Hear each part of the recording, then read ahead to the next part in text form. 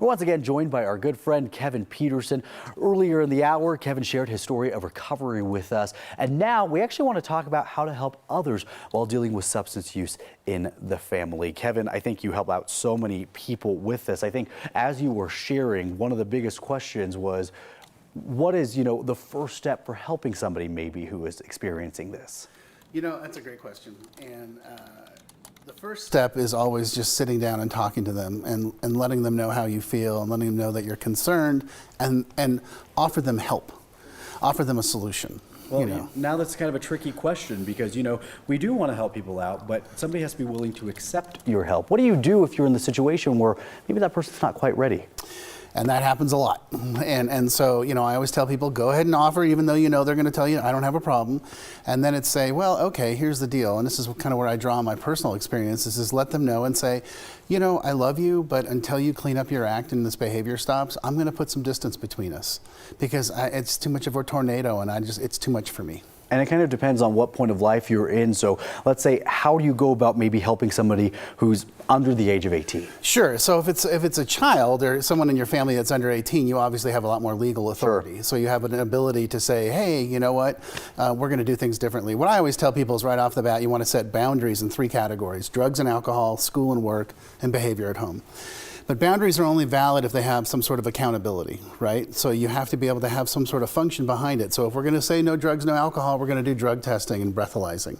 And then there has to be consequences and rewards. And that's where the families tend to fall apart. They're like, oh, we tried boundaries, but it didn't work. I'm like, well, then what did you do? And they're like, what do you mean? Right. I'm like, yeah. You have to have some teeth in it. Yeah.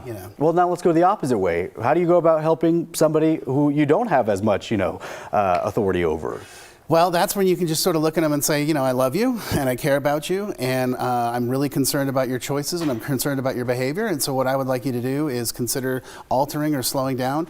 But if you're not willing to do that, then I'm going to have to put some distance between us. Okay, so let's say we're able to get, one of our loved ones into a treatment facility. Sure. Or we're able to start them on that path to recovery. Mm-hmm. Then what? What do you go next? So the next thing is, and this is one of my favorite things to tell the families that I work with, because my work is really with the families, not so much with the people struggling with the alcohol and drugs. I tell them is you can't expect them to do something you're not willing to do. So if they're going to get into their recovery, you need to get into your recovery. So let's go see a therapist. Let's start educating ourselves on family dynamics and alcoholism and addiction and trauma and codependency, everybody's favorite word. Yeah. And really go after that. That's interesting. I didn't know you specifically focused with the families. Why was that kind of more of a passion for you there?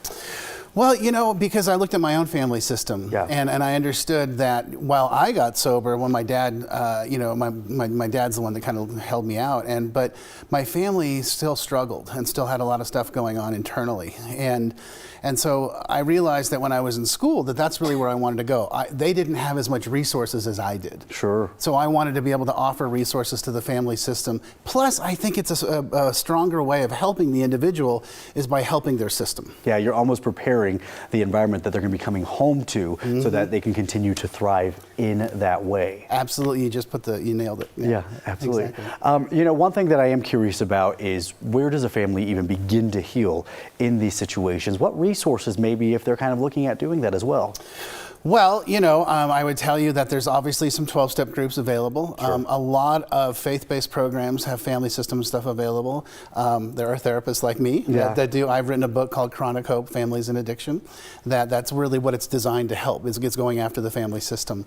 And I always tell people that, reach out and ask for help, look for it, and it's there, or email me, call me, and I'm happy to point you in the right direction. All right, Kevin Petersen with the Chronic Hope Institute. Kevin, you don't know how many people you're helping right now just by sharing your own story, and now we're talking about all the solutions, definitely making it not taboo. We very much appreciate you, my friend. It's my pleasure. I'm so grateful for the opportunity. And we are grateful for you.